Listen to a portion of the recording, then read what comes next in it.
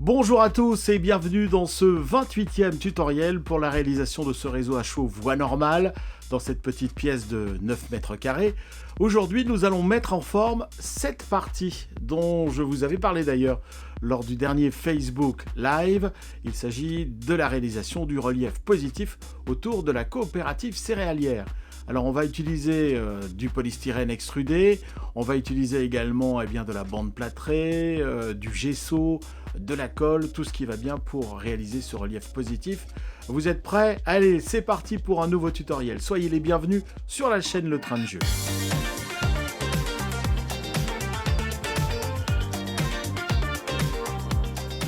Alors la discussion, faut-il mettre un pont ou un passage à niveau? Vous avez été très partagés. J'ai donc choisi le pont pour de la simplicité, tout simplement parce qu'un passage à niveau dans une courbe me semble un petit peu particulier et puis difficile à mettre en place. Ça demande énormément de travail pour que toutes les choses soient faites, disons, très finement. Là, je vais réaliser donc un pont et également surélever ici tout ce qui est partie de la route avant. Le pont ici, donc sur une largeur de 8 cm.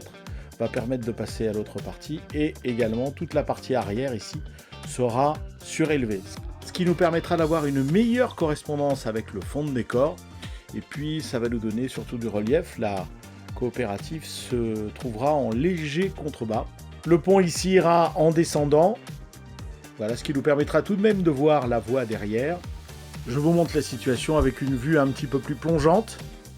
Alors ce qu'il faut maintenant, avant de découper le polystyrène, il va falloir faire un gabarit que je vais réaliser à partir de feuilles de brouillon. Ou alors on peut faire ça aussi avec du papier journal. C'est en tout cas le gabarit qui va correspondre à peu près, hormis le fond du décor là-bas, bien correspondre aux traits blancs et également ici au bord du réseau. J'ai évacué les véhicules, évacuer les bâtiments, évacuer les arbres, évacuer tout ce qui traînait sur cette partie du réseau. J'ai besoin maintenant pour travailler de papier journal, d'un rouleau de scotch et d'un marqueur. C'est pas très compliqué.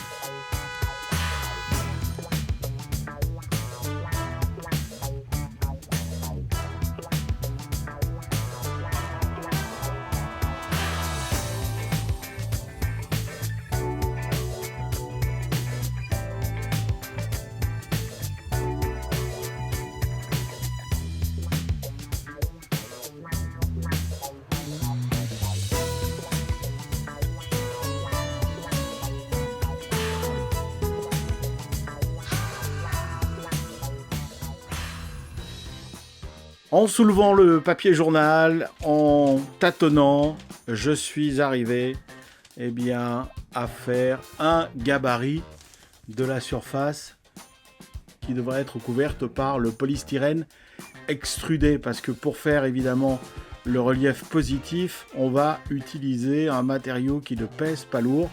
Alors là, ce que j'ai, c'est une plaque de polystyrène extrudé de 4 cm d'épaisseur. Je vais donc la doubler.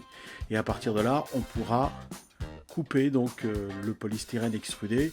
Ici donc le futur pont avec les voies qui passent en dessous, on les voit bien. Voilà. Voilà, vous avez bien les voies ici. Et donc, il ne faut pas hésiter à faire un petit peu plus large, quitte à reprendre après. Je vais donc maintenant enlever mon papier journal. Vous voyez, c'est un morceau de Ouest France que je vais découper avec une paire de ciseaux. Et donc, je vais reporter mon gabarit sur ma plaque de polystyrène extrudé que je vais pouvoir découper avec un appareil qui permet de découper le polystyrène de façon thermique. Après découpe du papier journal, ça y est, je viens de réaliser mon gabarit. Voilà, il faut que j'ajuste un petit peu là. Hop là, voilà, que ça soit bien fait comme il faut.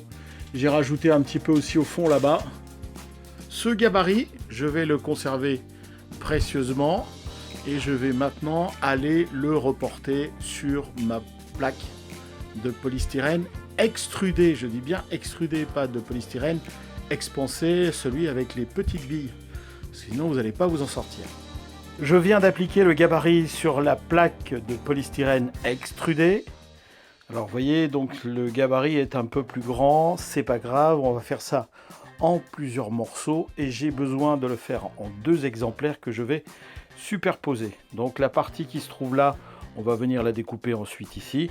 Et puis la partie qui se trouve là, on va venir la découper là. Et on devrait normalement arriver à s'en sortir. Allez, on va passer au traçage et je vous montre ensuite comment on découpe. Comme tout ne rentrait pas dans la plaque, j'ai donc découpé les morceaux qui dépassaient au niveau de l'angle supérieur et je viens donc de les mettre sur la droite ici en les numérotant, pièce 2 et 3 et la pièce principale sera la pièce numéro 1. Voilà, donc il va falloir que je trace maintenant une deuxième partie, un deuxième morceau avec le même gabarit qui va venir se superposer donc au premier gabarit qu'on va découper tout à l'heure. Ça y est, mes 2 épaisseurs de polystyrène ont été tracées. Voilà, les 3 parties à chaque fois. Je vais pouvoir maintenant les découper. J'ai branché l'appareil, il y a une petite diode verte ici qui m'indique que l'appareil est en fonction. Et vu le dégagement de chaleur, je peux vous dire que ça commence à chauffer sérieusement. Voilà, à partir de là, je vais pouvoir faire mes découpes sur le polystyrène extrudé en faisant attention de ne pas abîmer le sol.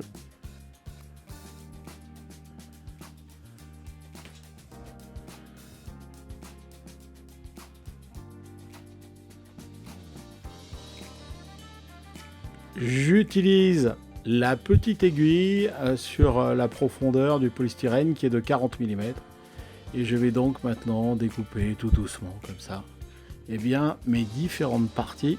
J'ai procédé au découpage, j'ai commencé avec la tige en métal qui chauffe avec l'appareil que je vous ai montré il y a quelques secondes et quand je me suis vu y passer 2 heures parce que ça chauffe, ça fait fondre mais c'est assez lent, tout simplement j'ai pris le polystyrène que j'ai mis dans le jardin et j'ai coupé tout ça à la scie. Voilà, j'ai coupé tout ça à la scie, il a fallu ajuster.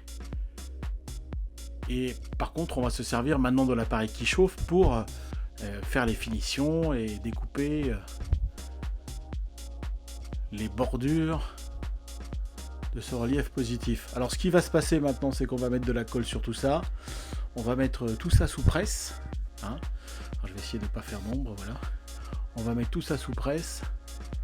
Et donc, ça va sécher toute la nuit.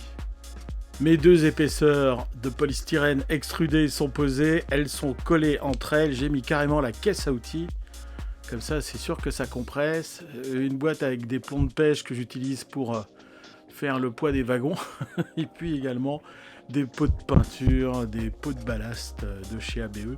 Voilà, alors c'est légèrement bancal, hein. Regardez si je lève comme ça remonte un petit peu, mais c'est normal, parce qu'il y a la double voie juste sous la caisse à outils là avec...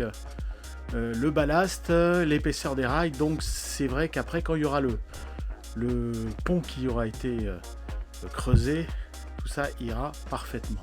Et puis après ça, on va ajuster, encore et ajuster. Et ensuite, de la bande plâtrée, je pense, ou peut-être du papier journal, on verra, selon l'épaisseur disponible, pour faire donc les finitions. Les finitions avant d'attaquer tout ce qui est décor, évidemment. C'est ce qui prendra le plus de temps. Alors ça va sécher toute la nuit. Voilà, on va laisser ça tranquille. C'est pratiquement terminé, en tout cas pour la première partie. Tout a été collé. J'ai réalisé également la partie du fond qui va venir là pour cacher un peu le premier plan et qui sera également végétalisé.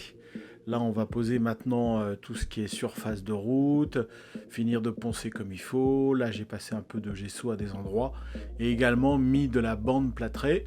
Tout ce qui est pont est fait aussi. Alors, il faudra habiller tout ça également. Ce sera le sujet d'un prochain tutoriel. Merci de suivre la chaîne Le Train de Jules.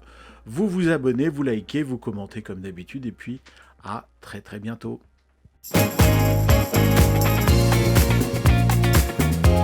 Abonnez-vous dès maintenant à la chaîne Le Train de Jules en cliquant sur le logo. Et pensez à mettre un petit pouce en l'air. Le Train de Jules, train miniature et modélisme ferroviaire. Des tutos, des news, des reportages. Abonnez-vous à la chaîne Le Train de Jules et retrouvez Le Train de Jules également sur les réseaux sociaux, Facebook, Twitter, Instagram.